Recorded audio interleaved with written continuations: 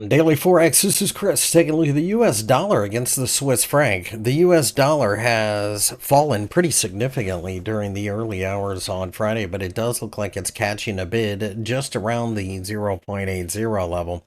0.80, of course, will have a certain amount of psychology attached to it, so I find that interesting that traders weren't really going to push it much lower than that, at least in the short term.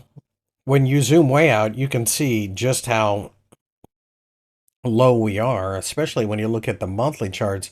We are near a major swing low back in 2011.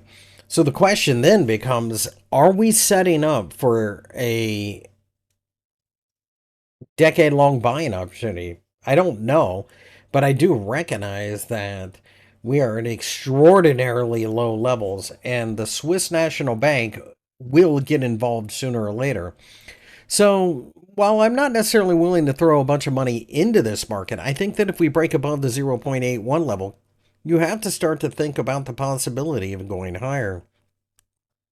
I also recognize that this is a market that, if we get more risk on, it may actually benefit the dollar, as this is one of those backward type of markets where the dollar is actually considered to be riskier of the two, and we are seeing equities really break out. So it'll be interesting to see how this plays out, because the Federal Reserve is expected to cut rates by a 95% odds in September. So I think a lot of traders are getting a little ahead of themselves, because even if the Fed were to cut a couple of different times, the interest rate differential still favors owning the dollar over the Swiss franc. The Swiss National Bank is the perennial funding currency type of central bank with extraordinarily low